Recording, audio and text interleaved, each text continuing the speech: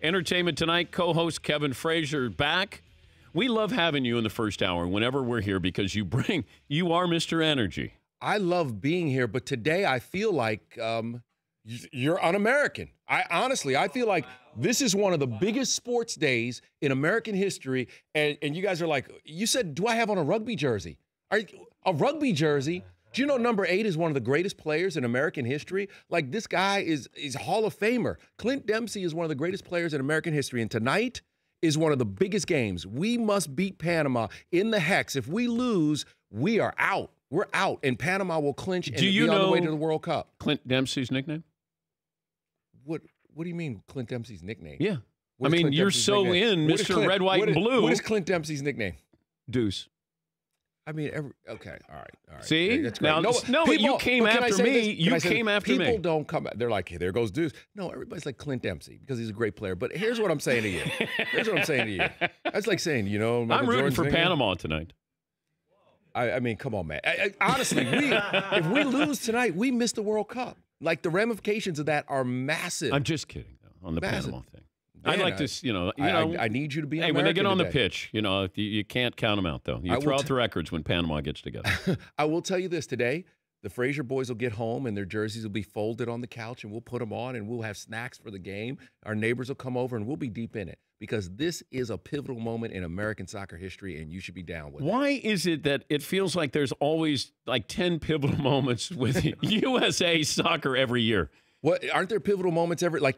Was last night a pivotal moment for the Patriots? Yeah, if they had lost, it would be Armageddon today. So, I mean, that's what we do in sports. We say it's a pivotal moment in sports history. No, but we're told that this is a big moment for USA soccer. Well, if you were watching, you'd know it is, because if we miss the World Cup, then you're talking about millions of eyeballs. Why are we in the position where we may miss the World Cup? Call Jurgen Klinsmann and ask him. Call Jurgen Klinsmann and ask him. I mean, I have an issue with Jurgen Klinsmann that he didn't help develop our country, and he didn't help develop the talent in our country. And now, we have some guys who are getting a little bit older. We have a couple of fabulous young kids, but basically we have a bunch of old guys hanging tough for us. I know. And I respect them. I love them. I love Clint Dempsey. He may come off the bench today, but, we still love and respect them. But it's a huge game. We must beat Panama today. And by the way, soccer's rising up. I just want to say that. If you notice that you had 68,000 people, first sellout in the Mercedes-Benz Dome in football country in Atlanta was the soccer team. See, I even go football. But the soccer team, they sold out the new football stadium before the Falcons did. Who are you? I'm just saying, man, passion, man. You got to have passion. Like, I give Paulie 5 seconds of soccer time, 5 good seconds. A week. Yeah. But this is a different deal tonight, man. This is the World Cup's on the line, brother. If we're not in the World Cup, everything changes. Like, we need this win tonight. Like, everybody, turn the baseball off tonight and just plop down in front of that TV and give our guys some love. I hope everybody in Orlando turns out. That stadium should be rocking. If I didn't have to work today, I would be in Orlando with my boys, and we'd be deep in it. We'd be marching to the stadium. Who could walk in right now, soccer-wise, where you would just say, oh, my God, like bow down? Cristiano Ronaldo. I mean, he's ridiculous. I mean, listen. Isn't he too good-looking? You know what? He is a beautiful man, but when you're a beautiful man, you can back it up. That's all that matters. That's the whole thing. Like, Chris Humphries is a good-looking guy, but his game didn't translate to that. You know what I mean? Like, you got to... I'm more of a Messi kind of guy, or Neymar. Well, let me say this. My family is all Barcelona people. We've made the pilgrimage to Barcelona to see them play. It's Barca. Okay. Just helping you with your... when I said that I was a fan of Cristiano Ronaldo's, my children went in and took all my Barcelona jerseys out of my closet and hid them because they said I was a traitor to the family. I was like, what's going on? They took my jerseys away.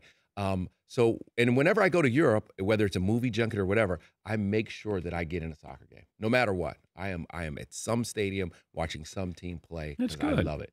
Because knowing you at the mothership, you were all about basketball. I'm a basketball guy. My father, a basketball coach, and I love basketball. But I mean, soccer. We were early adopters. My father was an assistant coach for the Knicks, and because of that, at that time, the Knicks owned the Washington Diplomats in the NASL. So back in the day when they had Pele and all those guys at the Cosmos, we would go to those games, the Washington Diplomats, and Joe Horvath was the striker for them. And I mean, we hated the Cosmos. It was a big week in Washington when the Cosmos were coming. So, I mean, get with soccer, man. Franz Beckenbauer.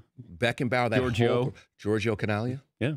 Oh, yeah. Yeah, that was – and we hated that team. I mean, you could say that I felt the way I feel about the Cosmos the way I felt about the Ursays today because they stole my football team. But that's a whole different subject. I mean, there's some stuff coming out here today. There's some stuff coming out. He's Kevin Frazier from Entertainment Tonight, the co-host. Did your dad coach you? Just briefly. And let me just say this. When I was a little kid, my dad could not contain himself with officials. Like when I was 10, my dad was the guy who was screaming at the guy who was getting paid $7 to ref 22 games in the day because he missed a 3-second call or because he called a travel or a foul on me. There was a problem. After a while, my mom was just like, "You're not coming to the game." But can you see any parallel? And obviously, it's a different time, different generation with LaVar Ball with his kids. The modern day dad with what in marketing and coaching.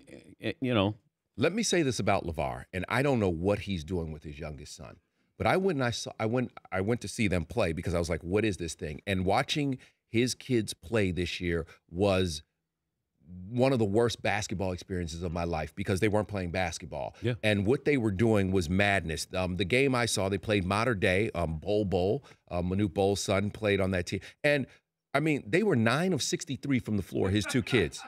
And they were 9 of 63 taking incredibly stupid shots. So I'm going to say this to LaVar right now, because when he got on the AAU circuit, it was a different flavor for young LaMelo and for his youngest. And so I think that he needs to put his kid in the system and back up for a second. And I know that sounds crazy, but you have to learn how to play basketball and work in a team environment because no one's that great. And well, now he pulled him out of school, Kevin.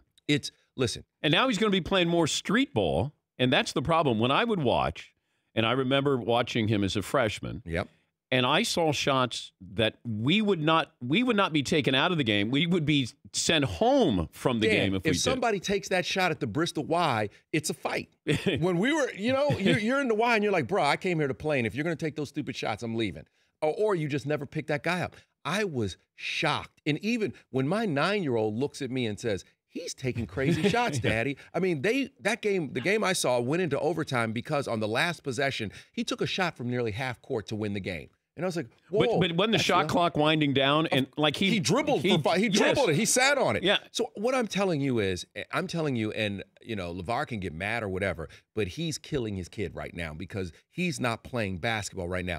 Lonzo is a amazing talent. And if you go back and look at that team when Lonzo was playing, Lonzo was an incredible talent, and he could lift them above tough situations.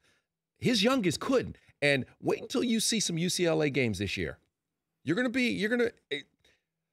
LiAngelo is not on par with the other two. But what I'm saying is like, and I'm not being I don't want people to be like, oh, you're just getting on and hating. No, I'm not hating. LiAngelo should play at Long Beach State. And don't put him at UCLA. He's not a UCLA player. And that's what I'm going to tell you. A kid who shoots turnaround threes for a living shouldn't be playing at UCLA. And that's why I never got to UCLA. And so I don't understand it, and I get it. I get the hype, and they basically did what what Paul Westhead used to do. Basically, except at least with Paul Westhead and what they were doing, they would cross half court. These kids don't cross half court. I've never seen anything like it. I've never seen anything like it. All right, take a deep breath here. Okay, we're going to take a break. We're going to regroup. We've talked soccer. We talked the Ball family.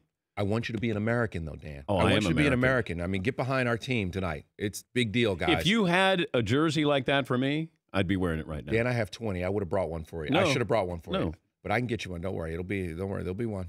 Votes at Nike. You'll be sending. And that's all I'm going to wear tonight. Okay, that's it. That's all I'm asking. And my shoes. And that's it. We'll come back. We'll take a break. More with Kevin Frazier. Willie McGinnis will join us coming up a little bit later on. And the mayor of Los Angeles, the rock star Eric Garcetti, will join us coming up as well. Flies coach. Props to him. Was on a flight with him, and he went back and flew coach. I was like, you're a baller. But love you, Mr. Mayor. But you were in first class. You're damn right I was in first class. But he was in coach. We'll go. Yeah. We'll be back after this in the Dan Patrick Show. I'm flying the colors. If you're watching right now on DirecTV, Audience Network, Channel 239, Team USA. Be an American. I am. Okay, Team USA Panama tonight. Do not. I like to call it football. You may call it soccer, but I call it football.